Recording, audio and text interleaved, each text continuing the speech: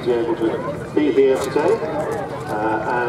Not only is the Vulcan coming, but two Nats that we saw displayed so beautifully earlier today are also going to be flying with her for the start of the display.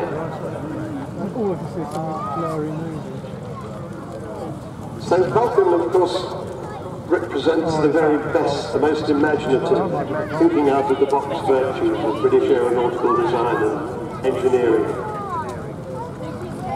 You could say she represents the very best of the great British people. And she has the spirit of Great Britain emblazoned on her nose. She is the single most popular aeroplane in the country.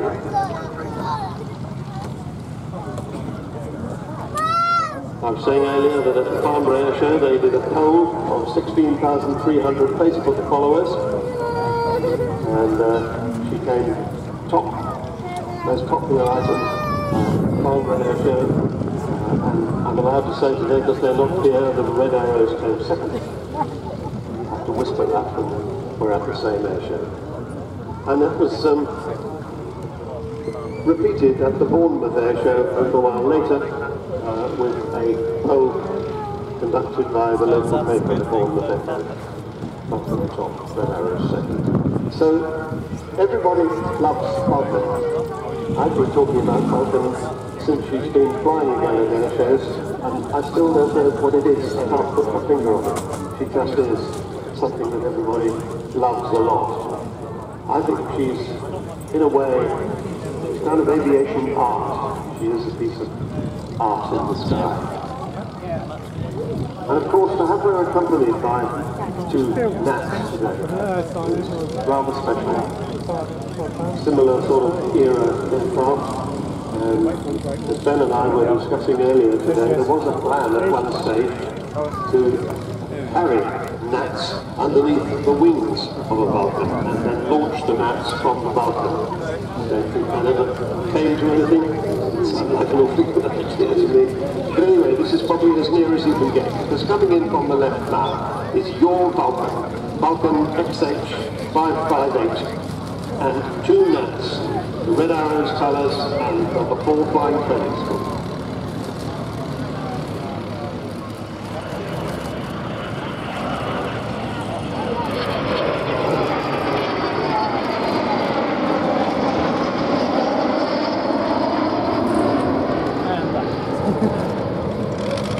Extraordinary to think when you see the shape of that big delta wing, that was designed by the same man who designed the Lancaster, the amazing Roy Chadwick, and that aeroplane flew only 11 years after the Lancaster first flew. Lancaster 1941, Vulcan 1952, well to be precise the Avro 698 tailless delta, which was what developed into the Vulcan. And we do have a scruffy piece of paper which Roy Chadwick had drawn on in 1946, the year after the war ended. And the shape that he'd drawn is recognisably Vulcan. Sad to say he died in an aircraft accident the following year, so he never saw his great big triangular baby fly. He never saw it become the first operational delta wing in the world. But his job was taken over by Stuart D. Davis, and, well, the rest is history. 136 Vulcans delivered to the Royal Air Force, one of the 3 V bombers, Vulcan, Victor and Valiant, and carried out the nuclear quick reaction alert for many years.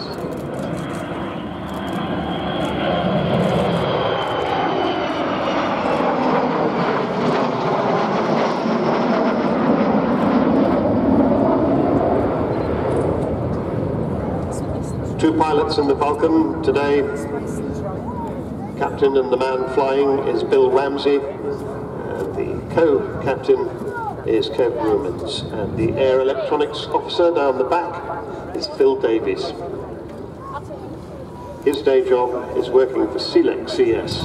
He always likes me to mention that because they do give him time off to come and be the air electronics officer. I got into a bit of trouble earlier today because I've been calling them an air electronics operator, and he pointed out to me that they were all officers.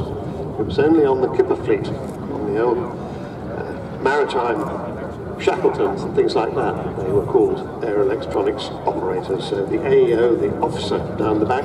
Incidentally, in one of 3 seats down the back, facing backwards, the other 2 seats were occupied by 2 navigators, navigator radar and navigator plotter. These days she doesn't carry the navigators, that's partly responsible for the 10-ton reduction in weight, but she's undergone, she's 10 tons lighter than she used to be when she was in service. But of course lots of other stuff taken out as well, a lot of the military stuff, because this aeroplane could carry 21,000 pounds of bombs. More about that in a moment. Now they're coming by for their last pass in the formation that we see, and I expect to see, after they've gone past us, the gnats climb away out of the formation. What a smashing sight.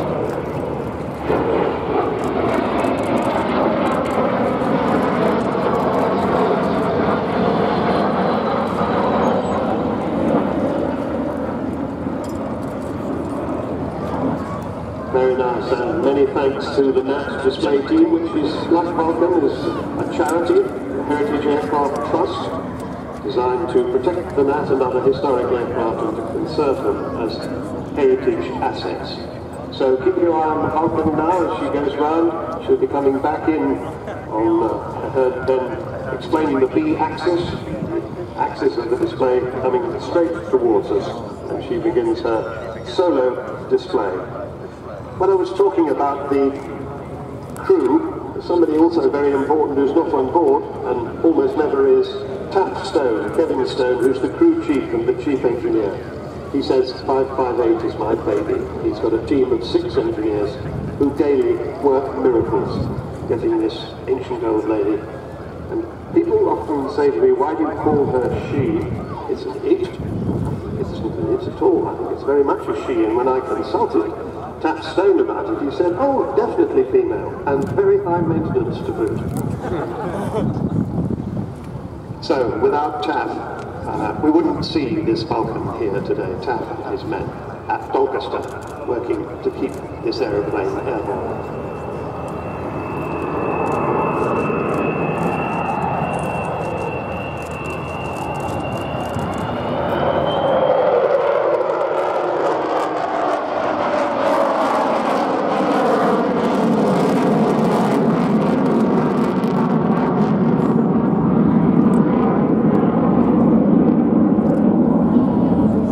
You heard a hint of the Vulcan howl there, the unique sound made by the 4 Rolls-Royce Bristol Olympus 202 engines. About 16,500 pounds of static thrust to each of them, 65,000 pounds in total. Of course, in order to keep the aircraft in front of us and not to go too far away, don't use the power for too long, and also we're trying very hard to conserve the life of these engines. At the moment she's probably fit to fly until the end of 2015. We're trying to conserve engine cycles and she may be able to fly longer.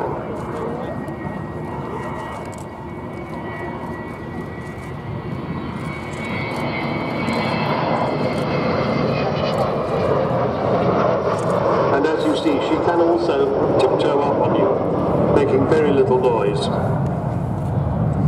The Royal Air Force got its first Vulcan in 1956, designed, as I suggested, to carry the British nuclear deterrent during the Cold War. And of course it's 25 years this year since the fall of the Berlin Wall and the collapse of the European communist regimes.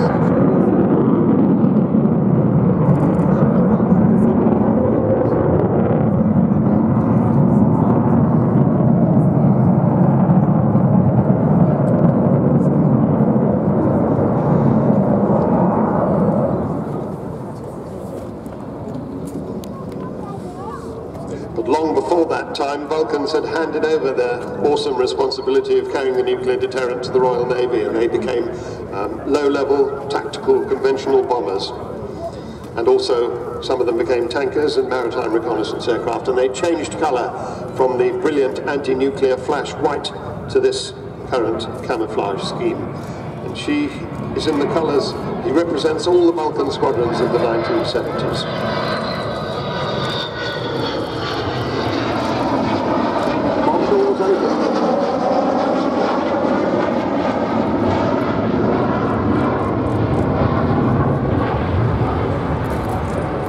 And if you caught a glimpse inside the bomb bay there,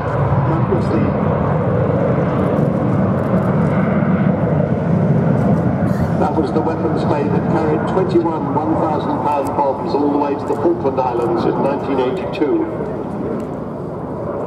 And dropped a stick of them across the Port Stanley runway, hitting it with 2 out of the 21 bombs. That was par for the course. These were the kind of bombs that were used in the Second World War. Completely dumb bombs.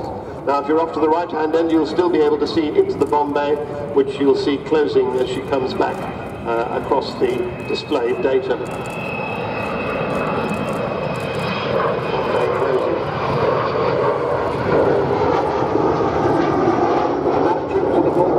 Was at the time the longest bombing raid in history, 7,760 miles round trip.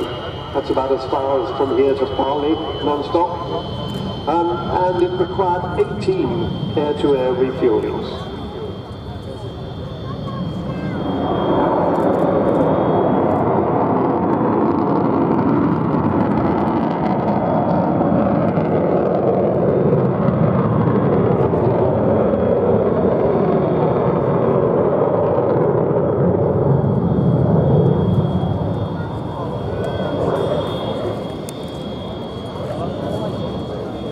Bill Ramsey taking the power back off,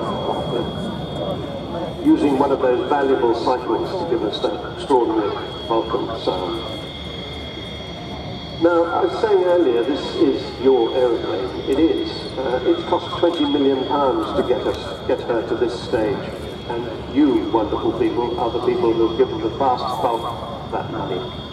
She still costs £2 million a year to run, so we continually need to be asking for money.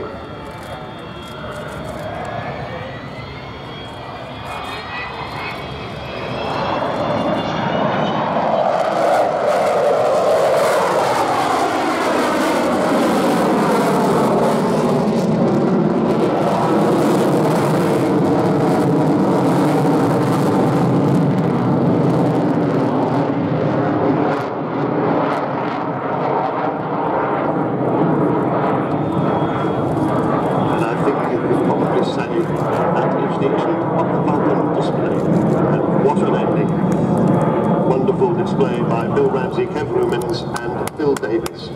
Now please do go and see the Vulcan stand, a mini Vulcan village run by the Vulcan to the Sky Trust volunteers. It's under the wing of the VC-10 off to the right hand end up towards the American Museum.